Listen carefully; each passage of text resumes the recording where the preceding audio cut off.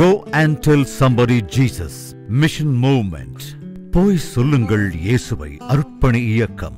யார் நமது காரியமாய் போவான்? அறுப்பு மிகுதி. என் இந்தியா என் தேவாதி தேவனுக்கே என்ற தாகத் தேடலுடன் தேடி அலைவோரின் எழுச்சிச் சங்கமமே போய் சொல்லுங்கள் அர்ப்பணி இயக்கமாகும். Go and tell somebody. அலுவலக முகவரி Go and tell somebody Missionary Movement, plot number 81, Bharati Nagar 5, KTC Nagar North, Tirunelveli, 627011. Cell 9941242213.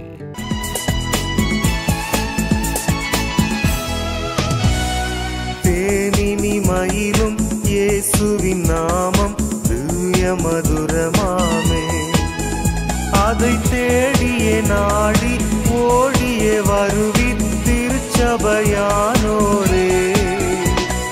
தேனினி மயிலும் இயேசுவின் நாமம் திவ்ய மதுரமாமே.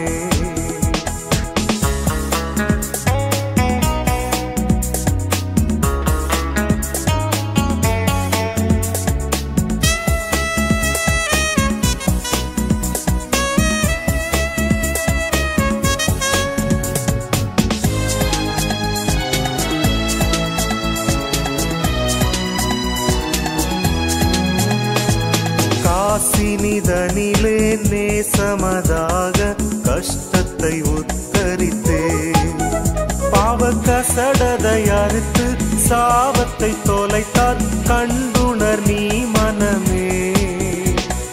தேனினி மயிலும் இயேசுவின் நாமம் திவ்ய மதுரமாமே.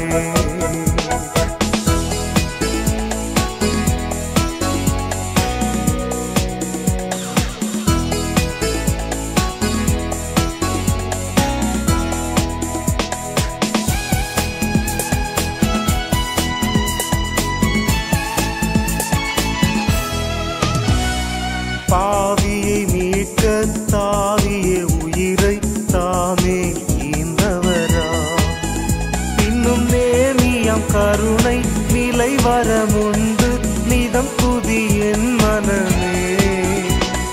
தேனினி மயிலும் இயேசுவின் நாமம் திவ்ய மதுரமாமே.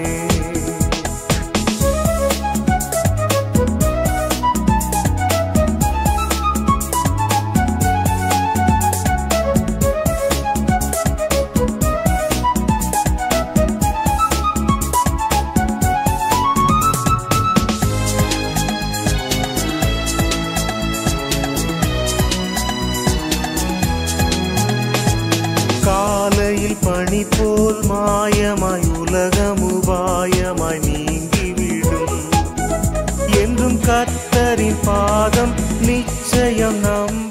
கர்த்தரின் பிரதான கட்டளையை சிரமேற்கொண்டு இதுவரை இந்திய தேசத்தின் சேவை தேவை மிக்க வட இந்திய மாநிலங்களில் பணி நடைபெற்று வருகிறது. குஜராத்தில் 7 மக்களினத்தவர் மத்தியிலும், பீகார், ஒரிசாவில் 7 மக்களினத்தவர் மத்தியிலும் Go and tell somebody அர்ப்பணி இயக்கம் ஊழியங்களை செய்து வருகிறது. திருச்சபை நிறுவும் பணி.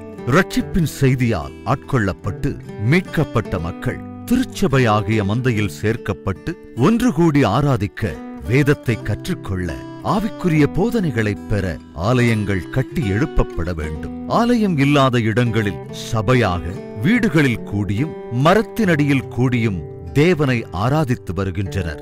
ஆலயங்கள் இல்லாத இடங்களில் ஆலயங்கள் எழுப்பப்பட ஜெபிப்போம், உதவி செய்வோம். கிறிஸ்துவுக்குள் எனக்கு மிகவும் பிரியமானவர்களே, கர்த்தராகிய இயேசு கிறிஸ்துவின் இனிதான நாமத்தினாலே Go and tell somebody Jesus என்ற மிஷனரி ஸ்தாபனத்தின் சார்பாக இந்த நிகழ்ச்சி உங்களை வரவேற்பதிலே வாழ்த்துவதிலே மகிழ்ச்சி அடைகிறேன். கடந்த நிகழ்ச்சியிலே குடும்பத்தை குறித்து உங்கள் மத்தியிலே பகிர்ந்து கொண்டேன். அதனுடைய தொடர்ச்சியாய் இந்த நாளிலும் குடும்பத்தை குறித்த காரியங்களையே உங்கள் மத்தியிலே பகிர்ந்து கொள்ள ஆசைப்படுகிறேன். அந்த நாளிலே தேவன் தனிமையானவர்களுக்கு வீடு வாசல் ஏற்படுத்தி கட்டுண்டவர்களை விடுதலையாக்குகிறார் என்ற வசனத்தின் அடிப்படையிலே சங்கீதம் 68:6 தேவன் தனிமையானவர்களுக்கு வீடு வாசல் ஏற்படுத்தி கட்டுண்டவர்களை விடுதலையாக்குகிறார். தனிமை என்னும் கட்டிலிருந்து தனி மனிதனை விடுதலை பண்ணும் பொருட்டாக வீடு வாசல் என்று அழைக்கப்படும் குடும்பத்தை தேவன் தந்தார் என்று குடும்பத்தை குறித்த காரியங்களை அந்த நாளிலே பார்க்க ஆண்டவர் உதவி செய்தார். இந்த நாளில் அது தொடர்ச்சியாக வேதத்திலிருந்து ஒரு சில தம்பதியினரை உங்கள் மத்தியிலே வைக்க விரும்புகிறேன். முதலாவதாக, வேதத்திலே ஒரு பெண்ணை சூனேம் என்ற கிராமத்திலே கனம் பொருந்திய ஒரு ஸ்திரீ இருந்தாள் என்று அறிமுகப்படுத்துகிறது. ஒரு பெண்ணை வேதமே கனம் பொருந்திய ஸ்திரீ என்று அறிமுகப்படுத்தினால் அந்த பெண்ணுடைய குணாதிசயங்கள் எப்படி இருந்திருக்கும், அந்த பெண் எப்படிப்பட்ட சிறந்த பெண்ணாய் இருந்திருப்பாள் என்று யூகித்து பார்க்க அழைக்கப்படுகிறோம். இந்த பெண்ணுடைய பெயர் அதன் பின்பாக வேதத்திலே குறிப்பிடப்படாத காரணத்தினால் வேதம் அவளை சூனேமியாள் என்று அழைக்கிறது. சூனேமியாள் என்று அழைக்கிறது. இந்த சூனேம் என்ற கிராமத்திற்கு எலிசா தீர்க்கதரிசி ஊழியத்தின் பாதையிலே முதல் முறையாய் வரும்பொழுது இந்த சூனேமியாள் எலிசாவை தன் வீட்டிற்கு உணவு அருந்தும்படியாய் வருந்தி கூட்டிக் கொண்டு சென்றாள். அதன் பின்பாக எப்பொழுதெல்லாம் எலிசா சூனேமுக்கு வந்தாரோ அப்பொழுதெல்லாம் சூனேமியாளுடைய வீட்டில்தான் உணவு அருந்தினார். இப்படி பல முறை வந்து சென்ற பின்பாக சூனேமியாள் தன் கணவனை பார்த்து, எப்பொழுதும் நம்மிடம் வந்து போகிற இந்த தேவனுடைய மனுஷன் பரிசுத்தவான் என்று காண்கிறேன். எப்பொழுதும் நம்மிடம் வந்து போகிற தேவனுடைய மனுஷன் பரிசுத்தவான் என்று காண்கிறேன். எங்கிருந்தோ வராரு, சாப்பாடு மட்டும் கொடுக்குறோம், என்னையா நியாயம்? களைத்து வரும் அவர் ஓய்வு எடுப்பதற்காக மாடியிலே ஒரு அறையை கட்டுவோம், அங்கே ஒரு கட்டிலை போடுவோம், மேஜை வைப்போம், குத்து விளக்கை வைப்போம், வரும்பொழுது அவர் ஓய்வெடுத்து விட்டு செல்லட்டும். மனைவி கணவனிடம் ஒரு ஊழியக்காரனை கனம் பண்ணும்படியாய் எப்பொழுது அவன் பரிசுத்தவான் என்று கண்ட பின்பாக ஊழியக்காரனுடைய நலனை விரும்பி கணவனோடு ஆலோசித்து ஒரு காரியத்தை செய்கிறாள். மாடியிலே அறை கட்டப்பட்டது. இப்பொழுது எலிசா வரும்பொழுதெல்லாம் அங்கே தங்குகிறார். ஒரு முறை தன் வேலைக்காரனாய கேயாசியை கூப்பிட்டு, நம்ம வரும்போதெல்லாம் அந்த அம்மா இப்படி விழுந்து விழுந்து உபசரிக்கிறா, அவளுக்கு ஏதாவது செய்ய வேண்டும், கூப்பிட அவளை. சூனேமியாள் மாடியிலே வந்து நிற்கிறாள். இப்பொழுது எலிசா சூனேமியாளை முகமுகமாக பார்த்து பேசியதாக வேதத்தில் எழுதப்படவில்லை. கேயாசியை பார்த்து, சூனேமியாளுக்கு என்ன வேண்டும் என்று கேள். ராஜாவிடம் சொல்லி ஏதாவது வேண்டுமா, சேனாதிபதியிடம் சொல்லி ஏதாவது வேண்டுமா, என்ன கேட்டாலும் கொடுக்கலாம். அந்த நாட்களிலே தீர்க்கதரிசியுடைய வார்த்தைக்கு ராஜாக்கள் நடுங்கிய காலம். ராஜ்யத்திலே பாதி கேட்டாலும் கிடைக்கும்.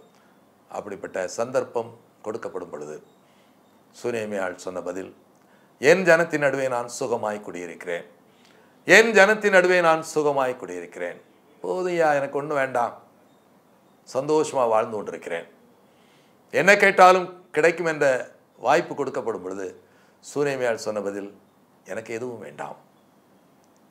ஒரு குடும்பத்தின் தலைவி தனக்கு எதுவும் வேண்டாம் என்ற மனரம்யமான ஒரு வாழ்க்கை, போதும் என்ற ஒரு வாழ்க்கை. வேகமாக இறங்கி சென்று விட்டாள். இப்பொழுது கேயாசி எலிசாவை பார்த்து, அந்த அம்மா போய் சொல்கிறாயா, எப்படியா சந்தோஷமாக இருக்க முடியும், ஒரு பிள்ளை இல்லையா, இனி குழந்தை பெற்றுக்கொள்ளும் பாக்கியம் அவளுக்கு இல்லை, அவள் கணவன் வயதில் பெரியவனாயிருக்கிறான். எப்படிப்பட்ட குறை, ஈடு செய்யப்பட முடியாத குறை பிரியமானவர்களே, ஒரு குழந்தை இல்லாத குறை. அந்த குறையை தன் வாழ்க்கையில் வைத்துக்கொண்டு சூனேமியாள் சொன்ன பதில், என் ஜனத்தின் நடுவே நான் சுகமாய் குடியிருக்கிறேன். இந்த குடும்பத்தின் தலைவிகள் எல்லா தேவைகளும் சந்திக்கப்பட்ட நிறைவான வாழ்க்கை வாழ்ந்தும் கூட திருப்தி இல்லாத வாழ்க்கை வாழ்கிறார்கள். போதும் என்ற மனதில்லாமல் வாழ்ந்து கொண்டிருக்கிறார்கள். போதும் என்ற மனதுக்கு ஒரு சிறந்த குடும்பத்தின் தலைவி சூனேமியாள் காரணம், சூனேமியாள் உதாரணம். சூனேமியாளைப் போல வாழ அழைக்கப்படுகிறோம். ஒருவேளை அதன் பின்பாக நடந்த சம்பவங்கள் மிக விபரீதமாக கூட இருக்கலாம். இப்படி அதிசயமாய் மீண்டுமாக மாடிக்கு அழைக்கப்பட்டால் சூனேமியாளை பார்த்து எலிசா சொன்ன வார்த்தை, மறுபடியுமாக நான் வரும்பொழுது ஒரு உற்பத்தி கால திட்டத்திலே நீ ஒரு குமாரனை அணைத்து கொண்டிருப்பாய், ஒரு குமாரனை அணைத்து கொண்டிருப்பாய். அப்பொழுது சூனேமியாள் சொன்ன பதில், ஏது தேவனுடைய மனுஷனே, அபத்தம் சொல்ல வேண்டாம். ஒருவேளை நீங்கள் சொன்னது போல ஒரு குமாரனை நான் பெற்றால் இந்த ஊரும் உலகமும் நான் தவறான வழியில் குழந்தை பெற்றதாக என்னை தூற்றும். எனவே அப்படிப்பட்ட வார்த்தையை நீங்கள் சொல்ல வேண்டாம் என்று சொன்னாள். ஆனால் எலிசாவின் வார்த்தையின்படி அவர் குமாரனை பெற்றுக்கொண்டாள். அப்படி பெற்ற குமாரன் எதிர்பாராமல் சரீர சுயத்தின் போது மரித்த பொழுது அவள் நடந்து கொண்ட விதம் மிகவும் ஆச்சரியமாயிருக்கும். தன் மகன் மரித்ததை யாருக்கும் சொல்லாமல் எலிசாவின் கட்டிலே படுக்க வைத்து அறையை வெளியே பூட்டி தன் கணவனுக்கு ஆள் அனுப்புகிறாள். ஒரு கழுதையும் ஒரு வேலைக்காரனும் வேண்டும், நான் இன்று தேவனுடைய மனுஷனை பார்க்க போக வேண்டும். வேலைக்காரன் ஓடிப்போய் வயக்காட்டில் இருக்கும் சூனேமியாருடைய கணவனிடம் சொல்கிறான், அம்மா ஒரு கழுதையும் ஒரு வேலைக்காரனு கேட்டாங்க, தேவனுடைய மனுஷனை பார்க்க வேண்டுமா. அப்பொழுது சூனேமியாருடைய கணவன் சொன்ன வார்த்தை, இன்று ஓய்வு நாளும் இல்லை அமாவாசையும் இல்லை, ஏன் என் மனைவி தேவனுடைய மனுஷனை காணப்போக வேண்டும், போய் கேட்டு கொண்டு வா என்று அனுப்பிவிட்டார். வேலைக்காரன் மீண்டுமாக வீட்டுக்கு வருகிறான். சூனேமியாரிடம், அம்மா ஐயா அப்படி எதுக்கு போகணும்னு கேட்காருமா. நான் போக வேண்டும், அவ்வளவுதான். காரணம் சொல்லவில்லை, நான் போக வேண்டும். அதை அப்படியே வேலைக்காரன் வந்து சூனேமியாரோட கணவனிடம் சொல்கிறான். எந்த புருஷனுக்கும் கோபம் வரும். பொறுமையாய் இன்று ஏன் போக வேண்டும் என்று கேட்டால் அதற்கான பதில் சொல்லாமல் நான் போக வேண்டும் என்று சொன்னால் எந்த புருஷனும் கோபப்படுவான். ஆனால் சூனேமியாருடைய புருஷன் கோபப்படவில்லை. ஏன்? யோசிக்கிறான், இத்தனை ஆண்டுகால தாம்பத்திய வாழ்க்கையிலே என் மனைவி ஒருபொழுதும் இப்படி நடந்து கொண்டதில்லை, என் கேள்விக்கு இப்படி ஏறுமாறாக அவள் பதில் சொன்னதில்லை. அப்படியானால் ஏதோ ஒரு நியாயமான காரணம் அதன் பின்பாக மறைந்திருக்கிறது. ஒருவேளை அதை சொல்ல அவள் இன்று விரும்பாவிட்டாலும் நியாயமான காரணம் இருக்கிறது என்பதை புரிந்து கொண்டு அவள் கேட்டபடி ஒரு கழுதையையும் ஒரு வேலைக்காரனை அனுப்பினான். பிரியமானவர்களே, கணவன் மனைவி உறவு வாழ்க்கையிலே ஒருவரை ஒருவர் புரிந்து வாழ வேண்டும் என்பதற்கு சூனேமியாருடைய கணவன் ஒரு முன்மாதிரி, ஒரு உதாரணம். மற்றொரு இடத்திலே பார்க்கிறோம். 1 சாமுவேலின் புத்தகத்திலே ஒரு குடும்பத்தை பார்க்கிறோம். எல்கானா என்பவன் குடும்பத்தின் தலைவன். அன்னாள் என்பது மனைவி, பெனின்னாள் என்பது 2வது மனைவி. 2 மனைவிகளோடு எல்கானா வாழ்ந்து வருகிறான். பெனின்னாளுக்கு குழந்தைகள் இருந்தது, அன்னாளுக்கோ குழந்தை இல்லை. அன்னாளுக்கு குழந்தை இல்லை என்ற காரணத்தினால் சக்களத்தியாகிய பெனின்னாள் அன்னாளை சிறுமைப்படுத்தினாள், வேதனைப்படுத்தினாள், கேவலப்படுத்தினாள், சந்தோஷமாக இருக்க அனுமதிக்கவில்லை. பண்டிகைக்காக ஆலயத்திற்கு செல்லும் பொழுதெல்லாம் எல்கானா எல்லோருக்கும் பங்கு போட்டு கொடுப்பான். அன்னாளை அதிகமாய் சிநேகித்தபடியால் இரட்டிப்பான பங்கை கொடுப்பான். யாரை அதிகமாக சிநேகித்தான்? குறைவுள்ள மனைவியை. எப்படி குறைவுள்ள மனைவி என்று நாம் சொல்ல முடியும்? எல்கானாவுக்கு பெனின்னாள் மூலமாய் குழந்தை இருந்தது. எனவே எல்கானாவுடைய சரீரத்திலே எந்த குறைவும் இல்லை. அன்னாளுக்கு குறை இருந்தது காரணத்தினால்தான் அன்னாளால் குழந்தை பெற்றுக்கொள்ள முடியவில்லை. ஆனால் வேதம் சொல்லுகிறது, கர்த்தரோ அன்னாளின் கற்பத்தை அடைத்திருந்தார். அன்னாளுடைய கற்பத்தை கர்த்தர் அடைத்திருந்தார். அன்னாள் குழந்தை பெறாததற்கு அன்னாளும் காரணம் அல்ல, கர்த்தரே காரணமாயிருந்தார். இது அன்னாளுக்கும் தெரியாது, எல்கானாவுக்கும் தெரியாது. அப்படிப்பட்ட காலகட்டத்திலே எல்கானா குறைவுள்ள மனைவியை அதிகமாக நேசித்தான். இன்று குடும்பங்களில் திருமணமாகி ஓரிரு ஆண்டுகளுக்குள்ளாக குழந்தை உண்டாகாவிட்டால் முழு பழியும் பெண்ணின் மீதே போடப்படுகிறது, கணவன் மீது அல்ல. யாருடைய சரீரத்திலே குறைவு என்பது கேள்வி இல்லை, மனைவியே காரணம். எவ்வளவு சீக்கிரமாய் அவளை ஒதுக்கிவிட்டு அல்லது விரட்டிவிட்டு அல்லது விவாகரத்து செய்துவிட்டு தன் மகனுக்கு மறுபடியுமாக ஒரு திருமணத்தை செய்து வைக்க வேண்டும் என்று துடிக்கும் பெற்றோர். அப்படிப்பட்ட காலகட்டத்திலே நாம் வாழ்ந்து கொண்டிருக்கிறோம். அன்றோ எல்கானா குறைவான தன் மனைவியை அதிகமான நேசித்தான். ஒரு முறை ஆலயத்துக்கு வந்திருக்கும் பொழுது, பண்டிகைக்கு வந்திருக்கும் பொழுது பெனின்னாள் அன்னாளை துக்கப்படுத்தி அழச் செய்கிறாள். இப்பொழுது அன்னாள் சாப்பிடாமல் அழுது கொண்டிருக்கிறாள். அப்பொழுது எல்கானா சொன்ன வார்த்தை, அன்னாளை ஏன் அழுகிறாய்? ஏன் சஞ்சலப்படுகிறாய்? ஏன் சாப்பிடாதிருக்கிறாய்? 10 குமாரரை பார்க்கிலும் நான் உனக்கு அதிகம் அல்லவா? 10 குமாரரை பார்க்கிலும் நான் உனக்கு அதிகம் அல்லவா?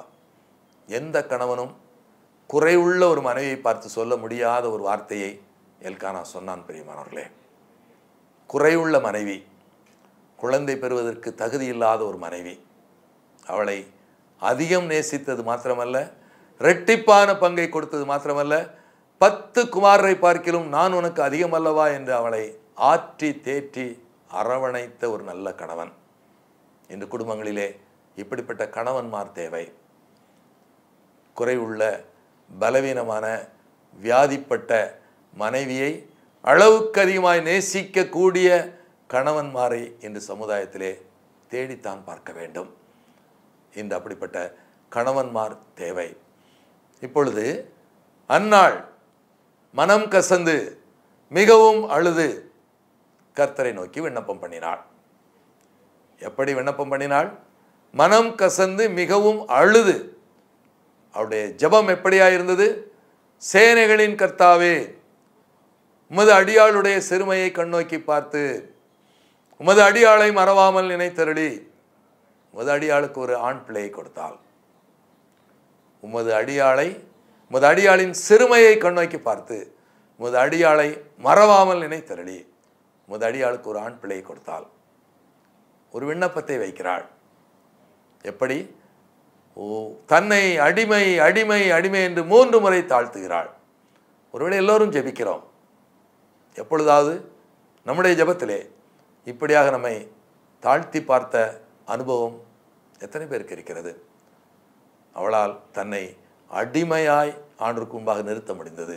1 முறை அல்ல, 2 முறை அல்ல, 3 முறை உமது அடியாளுடைய சிறுமையை கண்ணோக்கி பார்த்து உமது அடியாளை மறவாமல் நினைத்தருளி உமது அடியாளுக்கு ஒரு ஆண் பிள்ளையை கொடுத்தாள்.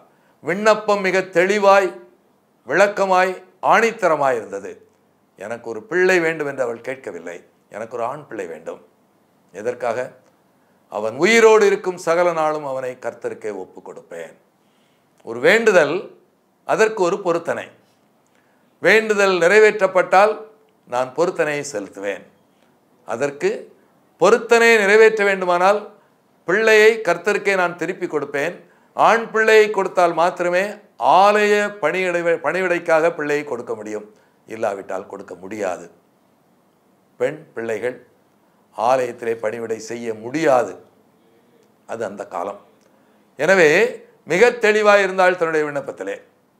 அதன் பின்பாக அவள் துக்கமுகமாயிருக்கவில்லை.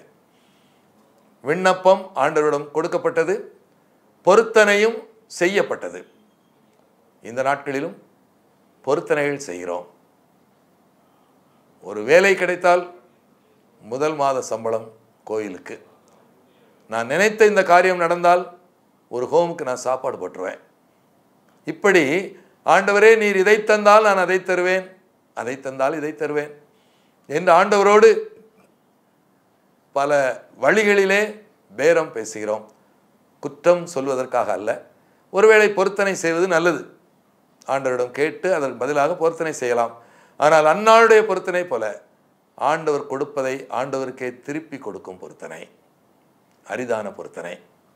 அப்படியானால் ஏன் அந்த பிள்ளை வேண்டும்? இந்த உலகம் தன்னை மலடியாக பார்க்கக்கூடாது. குறிப்பாய் தன் சக்களத்தி தன்னை மலடியாக பார்க்கக்கூடாது. நானும் குழந்தை வரும் தகுதியை பெற்றவள் என்பதை இந்த உலகம் காண வேண்டும். அவள் கேட்டபடியே குமாரனை பெற்றெடுத்தாள். ஏற்ற சமயம் வரும்பொழுது தன்னுடைய பொருத்தனையின்படி ஆலயத்தில் கொண்டு போய் விடுவதற்கு தன் கணவனிடம் அனுமதி கேட்டாள். கணவனோ இன்னும் கொஞ்ச நாள் பிள்ளை உன்னோடு இருக்கட்டும் என்றான்.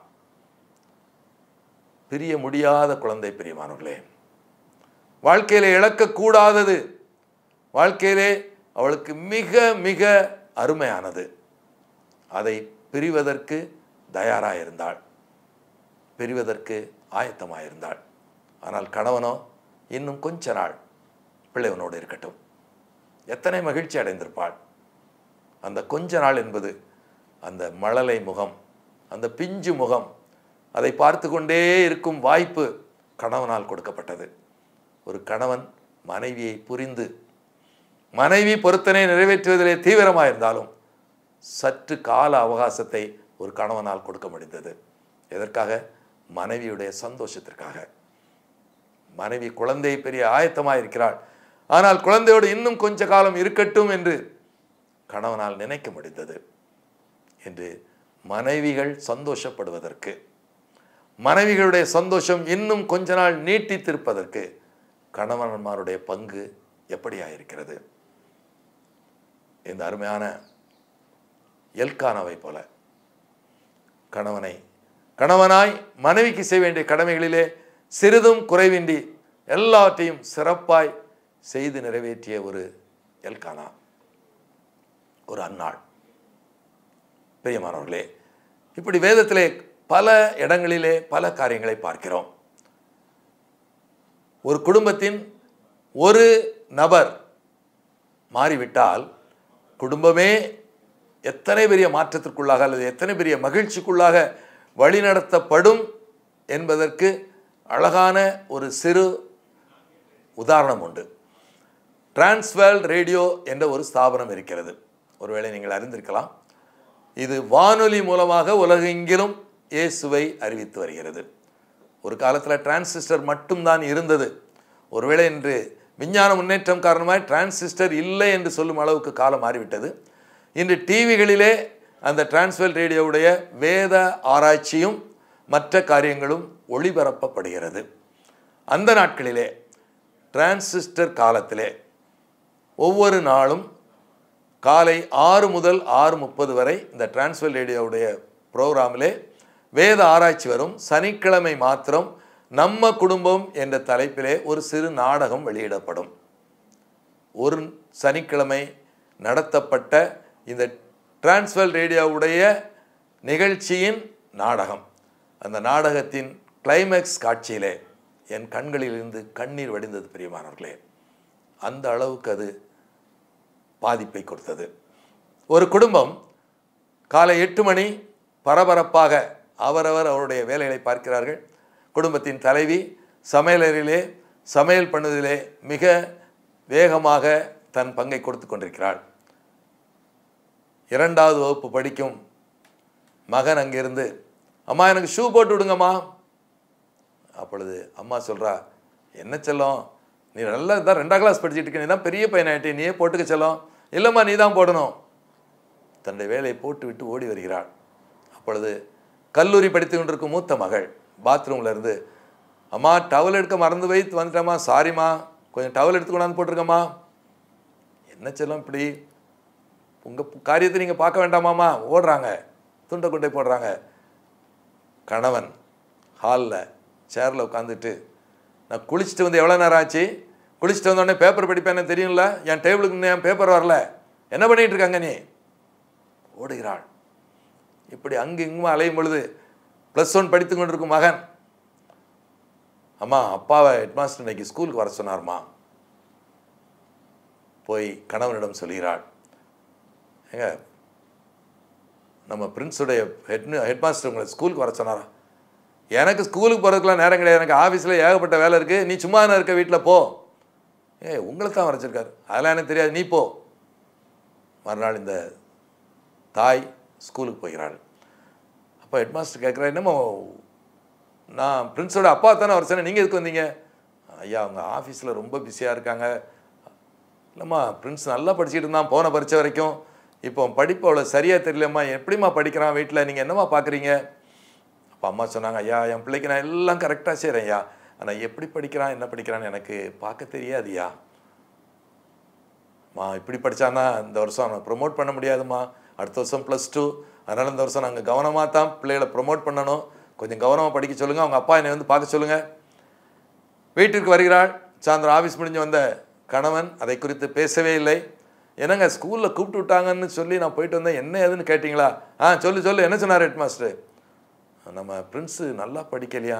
ஆமாம் உன் பிள்ளை ஒன்னே மாதிரி தானே படிப்பான். அதுக்கு இல்லைங்க, அவன் எப்படி படிக்கான்னு கொஞ்சம் கவனமா. நான்லாம் யாரும் இப்போ டியூஷன் வச்சா நான் படித்தேன், நான் எப்படி படித்தேன்? இப்படி குடும்பம் போய் கொண்டிருந்தது. அலுவலகத்திலே ஒரு கருத்தரங்கு நடந்தது. ஒரு அருமையான பெண்மணி வந்து நல்ல குடும்பம் என்ற தலைப்பிலே பேசினார்கள். அவர்கள் சொன்னதின் சாராம்சம், வேலை பார்க்கும் ஒவ்வொருவருக்கும் முதலிடம் ஆண்டவர் கொடுக்கணும், 2வது குடும்பத்திற்கு, 3வது தான் பணிக்கு, வேலைக்கு. இந்த வரிசை மாறினால், இந்த ஆர்டர் மாறினால் குடும்பம் ஒரு பொழுதும் நல்ல குடும்பமாக இருக்க முடியாது.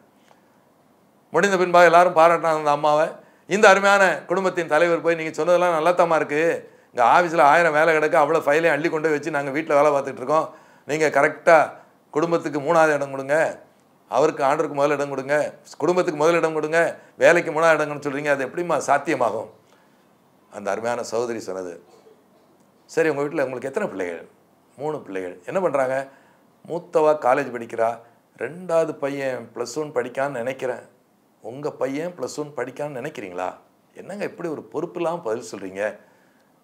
ஒரு வாரம் ஒரு ட்ரையல் பேசிஸ், சிறந்த குடும்பத்தின் தலைவராய் நீங்கள் உங்களை அர்ப்பணிங்கள். ஒழுங்காக குடும்பத்தின் தலைவராக மட்டும் நடக்கணும். வீட்டுக்கு போகிற பிறகு ஆஃபீஸ் வேற, குடும்பம் வேற. வீட்டிலே நீங்கள் கணவனுக்கு நல்ல மனைவியாய், பிள்ளைகளுக்கு சிறந்த தாயாய், பிள்ளைகளுக்கு சிறந்த தகப்பனாய் உங்களுடைய கடமையை ஒரு வாரம் செய்யுங்க. அதன் பின்பாக என்னை பாருங்கள். சரிம்மா, ட்ரை பண்ணுவோம். மறுநாள் அதே குடும்பம்.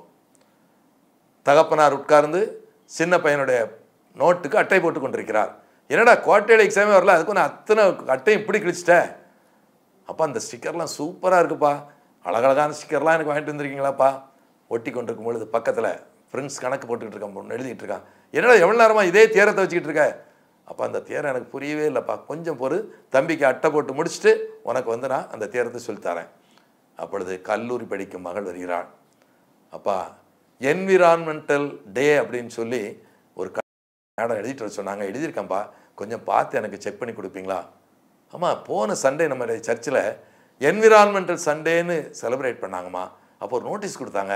அப்போ பையில் அந்த நோட்டீஸ் இருக்குது, அந்த நோட்டீஸ் எடுத்து அதையும் சேர்த்து எழுதிரு, அப்பா வந்து உனக்கு நான் கரெக்ட் பண்ணி தந்துடுறதம்மா. அப்பொழுது கிச்சனில் இருந்து தாயார் தன்னுடைய சின்ன மகனை கூப்பிட்டு, மதன் நைட்டு சாப்பாட்டுக்கு என்னப்பா வேணும்? அம்மா சப்பாத்தி போடுங்கம்மா. இப்பொழுது குடும்பத்தின் தலைவர் சொல்கிறார், நீ குருமா வைமா, நான் வந்து சப்பாத்தி தேய்த்து தருகிறேன். அப்படியே சமையலறையிலே முழங்கால் படியிட்டு அந்த தாயார் கண்ணீர் விட்டு, ஏசப்பா என்னுடைய குடும்பம் கூட இப்படி மாறும் நான் கனவுல கூட நினைச்சதில்லை. குடும்பத்தின் தலைவர் அவ்வளவு பொறுப்பான தலைவராய் மாறும் பொழுது எல்லாம் மாறிவிடுகிறது. சந்தோஷம், மகிழ்ச்சிக்கு அளவே கிடையாது. ஒரு தனிநபருடைய மாற்றம் குடும்பத்திலே எத்தனை பெரிய மகிழ்ச்சியையும் சந்தோஷத்தையும் சமாதானத்தையும் கொண்டு வருகிறது என்பதை அந்த நாளிலே அந்த TWR மூலமாக நடத்தப்பட்ட அந்த நாடகம் அவ்வளவு தெளிவாய் சொல்லிட்டு, உண்மையிலே பிரியமானவர்களே, தனிநபர் மாறும் பொழுது எல்லாம் மாறிவிடும். ஏன் அந்த தனிநபராய் நான் இருக்கக்கூடாது? என் குடும்பம் சந்தோஷம் மகிழ்ச்சியிலே திளைத்து நிற்பதற்கு, சந்தோஷமாய் குடும்பத்தில் அனைவரும் வாழ்வதற்கு ஏன் நான் காரணமாக இருக்கக்கூடாது?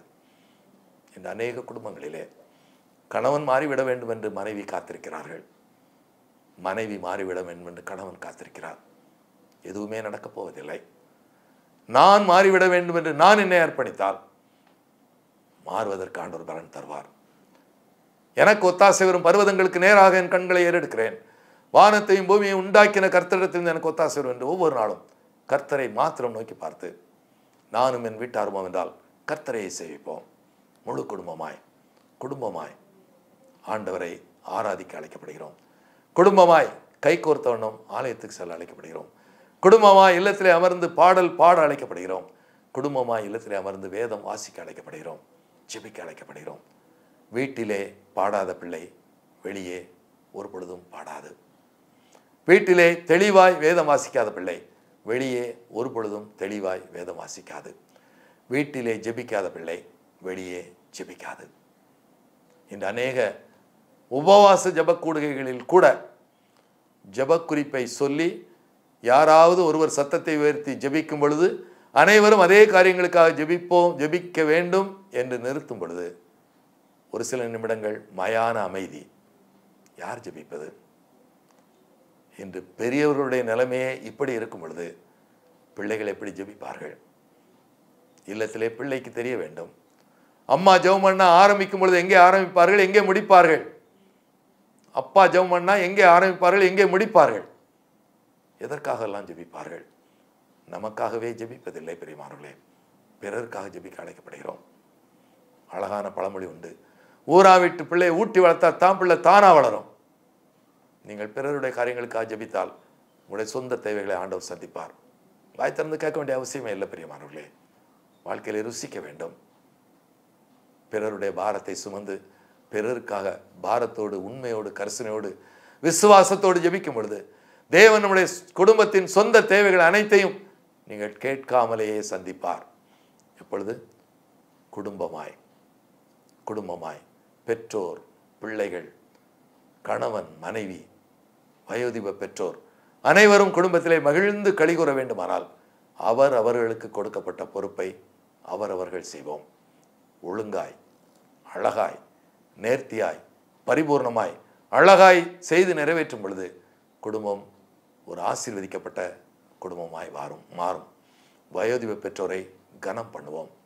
பெற்றோர் தங்களை பிள்ளைகள் ஒவ்வொரு நிமிடமும் பார்க்கிறார்கள் என்பதை உணர்ந்து அந்த உள் உணர்வோடு நடந்து கொள்வோம். எந்த விதத்திலும் பிள்ளைகளுக்கு தவறான முன்மாதிரியாய் வாழ்ந்துவிட வேண்டாம். வாழும் ஒவ்வொரு நாளும் ஒரு உண்மையான குடும்பத்தின் பொறுப்புள்ள தலைவனாய், தலைவியாய், பிள்ளையாய், பெற்றோராய் வாழ்ந்து அதன் மூலமாய் என் குடும்பத்தின் பரிபூர்ணமான சந்தோஷத்திற்கு, அளவிடப்பட முடியாத மகிழ்ச்சிக்கும் சந்தோஷத்திற்கும் நான் காரணமாயிருப்பேன் என்று நம்மை அர்ப்பணிப்போம். கண்களை மூடி ஜெபிப்போம். அன்பின் பரலோக பிதாவே, நல்ல நாளுக்காக நன்றி செலுத்துகிறோம். உம்முடைய வார்த்தைகளுக்காக துதிக்கிறோம் தகப்பனே. எங்களுடைய குடும்பமும் ஒரு சிறந்த நல்ல குடும்பமாய் மாறுவதற்கு என்னை அர்ப்பணிக்கிறேன். என்னிலே காணப்படும் குறைபாடுகளை நீக்கி போட எனக்கு பலன் தாரும் ஆண்டவரே. ஒவ்வொன்றாய் என்னுடைய காணப்படும் காரியங்களை, உமக்கு பிரியமில்லாத காரியங்களை தூக்கி எறிந்து விட்டு ஒரு குடும்பத்திலே எனக்கு கொடுக்கப்பட்ட பொறுப்பை, கடமையை உற்சாகத்தோடு உண்மையாய் செய்து நிறைவேற்றுவதன் மூலம் ஒரு சிறந்த குடும்பத்தை நானும் கூட கட்டி எழுப்ப முடியும் என்ற விசுவாசத்தோடு குடும்பத்துக்குள்ளாக பிரவேசிக்க எனக்கும் பலன் தாரும். நல்ல தகப்பனே, உடைய வார்த்தைகளை கேட்டுக்கொண்டிருக்க அத்தனை பேரையும் அடியேன் உடைய கரத்திலே ஒப்புக் கொடுக்கிறேன். ஒவ்வொரு குடும்பமும் இப்படிப்பட்ட குடும்பமாய், ஒரு குட்டி பரலோகமாய், ஒரு பரலோக ராஜ்யத்தின் பிரதிபலிப்பாய் வாழ்ந்துவிட என் தேவன் உதவி செய்ய வேண்டும் என்று கர்த்தராகிய இயேசு கிறிஸ்துவின் மூலமாய் வேண்டிக் கொள்கிறோம் பிதாவே. ஆமென்.